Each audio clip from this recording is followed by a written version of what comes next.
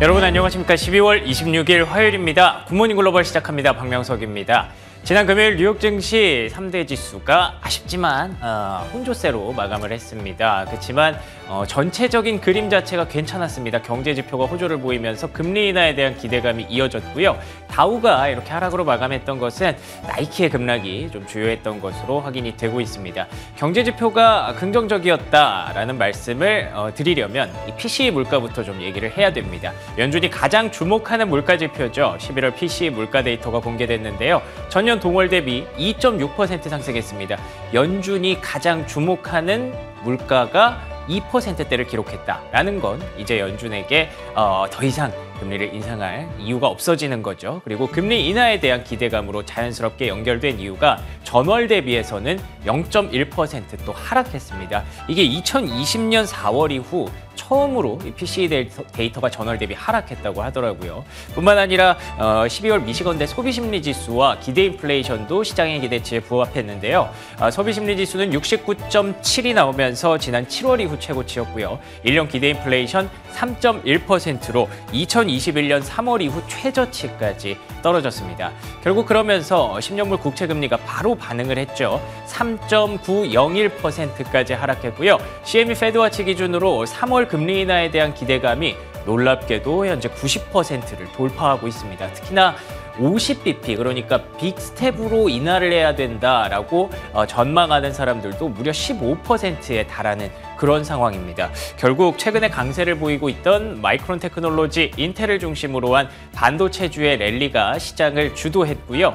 3대 지수 보셨던 것처럼 다우는 일간 단위 하락으로 마감했지만 주간 단위로 보면 동반에서 무려 8주 연속 상승이라는 기록을 써내려가고 있습니다. 물론 말씀드린 것처럼 조금 아쉬운 부분들도 있었죠. 나이키가 지난 목요일장 마치고 실적이 발표가 됐었죠. 그때부터 좀 흐름이 안 좋았는데 앞으로 3년 동안 비용 절감에 좀 노력하겠다라고 얘기를 했습니다. 근데 비용 절감을 하려면 일단 구조 조정부터 해야 되거든요. 그러면 단기적으로 비용이 좀 들어갈 수밖에 없습니다. 이런 부분들을 우려하면서 주가가 12% 급락했고요. 그리고 지난 금요일에 국내 증시에도 영향을 꽤 크게 줬던 중국발 고강도 게임 규제 이슈, 이 부분이 네디즈의 주가를 밀려 내려가게 했던 것도 조금은 아쉬움으로 남았습니다. 그렇지만 앞서 보셨던 것처럼 전체적인 그림 자체가 괜찮았습니다.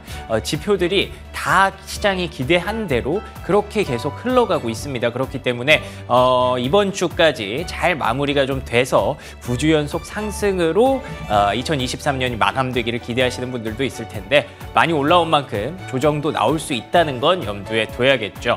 그렇다면 이번 주 2023년 마지막 한 주 어떤 결과로 마감될 수 있을지 정리해 보도록 하겠습니다. 화요일 굿모닝 글로벌 지금부터 출발합니다.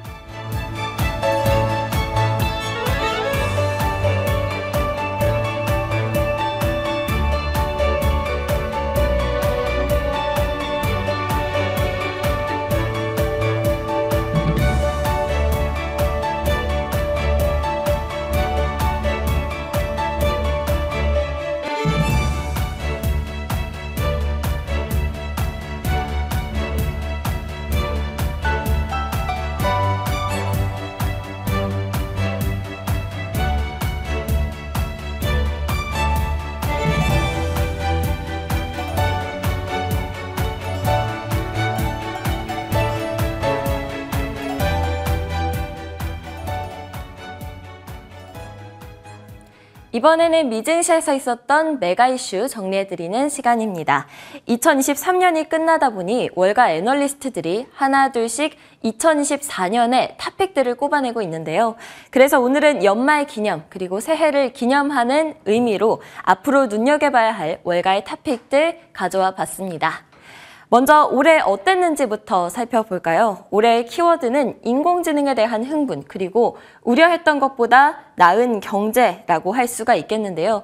이 두 가지가 월가의 긍정적인 기운을 불러왔고 결국 성장주들이 급등하면서요. 나스닥 지수 한번 확인해 보겠습니다. 기술주 중심의 나스닥 지수가 40% 이상의 성장을 올해 이뤄낼 수가 있었습니다. 2022년에 33%가량 하락했던 것과 비교하면 분위기 반전을 이뤄낸 거죠. 그럼 2024년은 어떻게 보고 있을까요? 애널리스트들별로 의견들이 많이 갈리고 있기는 합니다. 일부는 2023년에 급성장했던 주요 종목들에 대해서 낙관적인 견해를 보이고 있고요.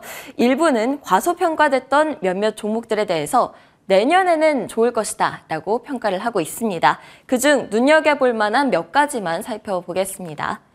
첫 번째로 살펴볼 섹터는 반도체 섹터입니다. 그중에서도 AI 반도체 쪽을 살펴보고자 하는데요. 그 선두주자인 엔비디아의 성장률이 243%나 됐습니다. 입이 딱 벌어질 정도의 상승세였는데요. 그럼에도 월가에서는 평균적으로 이 엔비디아가 33%나 더 오를 여지가 있다고 평가를 하고 있습니다. 아직 피크를 찍었다고 보기에는 너무 이르다라는 거죠. 그런데 엔비디아도 2024년에 앞으로 괜찮을 것이다 라고 이야기를 하고 있지만 월가에서는 조금 덜 유명했던 AI 칩 수혜주에도 주목을 하고 있습니다. 브로드컴이 그 주인공인데요. 사실 올해 105%나 오르기도 했습니다. 그럼에도 번스타인 그리고 뱅크 오브 아메리카 등이 2024년 탑픽 중 하나로 브로드컴을 꼽은 거죠. AI 가능성이 높고 그리고 VM웨어 인수 그리고 밸류에이션 매력도를 고려했다라고 합니다. 브로드컴에 대한 월가의 시각을 한번 확인해 보면요. 최근 3개월간 의견을 낸 애널리스트 19명 중 매수가 17명 그리고 보유가 2명이고 매도 의견은 1명도 없었습니다. 다음도 확인해 보겠습니다. 이번에는 소매 섹터로 가볼게요. 월가에서는 긴축 통화 정책이 종료가 된다면 소비 중심의 성장주가 매력적이게 될 것이다 라는 입장인데요.